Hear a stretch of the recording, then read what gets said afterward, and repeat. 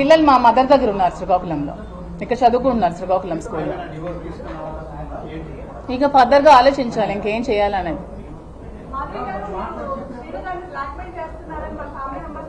అది మీరు శ్రీని గారికి అడగండి. మీరు శ్రీని గారికి అడగండి.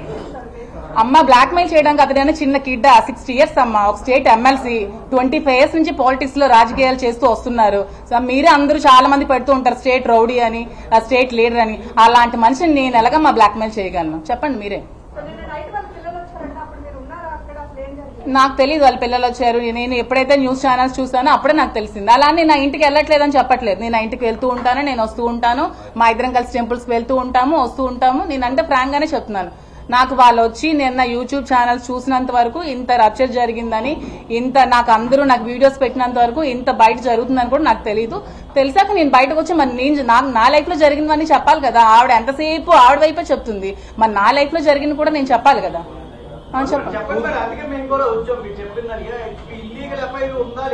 మళ్ళీ మీరు ఇల్లీగల్ అనకండి, దానికి ఇది ఇల్లీగల్ అని మీరు అనకండి.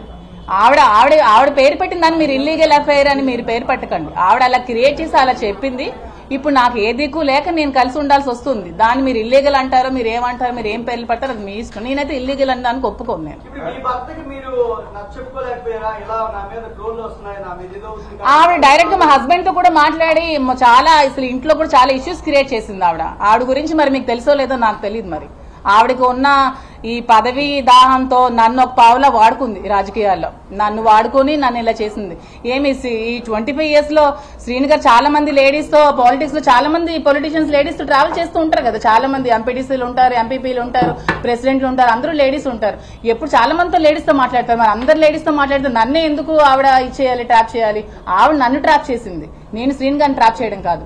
ఈవిడ నన్ను ట్రాప్ చేసి నన్ను ఒక పావులాగా వాడుకొని ఆవిడ టికెట్ పొందడానికి నన్ను యూజ్ చేసుకుంది ఆవిడ. నేను ఎవరిని ట్రాప్ చేయలేదు. ఏంటి రాజకీయాల్లోకి వస్తే ఎవరైనా రాజకీయాల్లోకి వస్తారండి. మొన్న ఎలక్షన్ లో ఫస్ట్ ట్రిప్ నిలిచిన వాళ్ళు కూడా గెలిచారండి. అంత లక్ అండి. రాజకీయం మా చిన్నప్పటి నుంచి ఉంది. రాజకీయం చేయాలంటే ప్రతి ఒక్కరు రాజకీయాలు చేయగలరండి. దాంట్లో ఏముంది, పూర్వం నుంచి మాకు వచ్చింది. ఇవన్నీ ఎందుకండి కబుర్లు? ఎవరు ఇప్పుడు ఓకే మీరు ఆ క్వశ్చన్ అడిగారు కదా సౌమ్య గారు, శ్రీని గారిని ట్రాప్ చేశారని. శ్రీని గారిని ట్రాప్ చేయాల్సిన అంత అవసరం నాకేముంది? మార్నింగ్ ప్రెస్ మీట్ లో వాణి గారు చెప్పారు, ఫైనాన్షియల్ క్రైసిస్ లో మేము ఉన్నాము, శ్రీని గారు ఒక షర్టు బనియన్తో వచ్చారు, అతనికి ఏమీ లేదు అని చెప్పారు. మరి ఏమీ లేనప్పుడు, అతని దగ్గర రూపాయి కూడా లేనప్పుడు అతన్ని ట్రాప్ చేయాల్సిన అవసరం నాకేముంది? ఒక 60 years అతన్ని ఏమీ లేని అతన్ని ట్రాప్ చేయాల్సిన అవసరం ఏముంది? ఫైనాన్షియల్ గా మేము వెల్ సెటిల్డ్, మా ఫాదర్ గారు వెల్ సెటిల్డ్, మా హస్బెండ్ కి ఒక 10 to 15 lakhs శాలరీ వచ్చేది, మా మాయ గారు వెల్ సెటిల్డ్. సో ట్రాప్ చేయాల్సిన అవసరం నాకు ఏముందండి? సౌమ్య గారు చెప్పండి.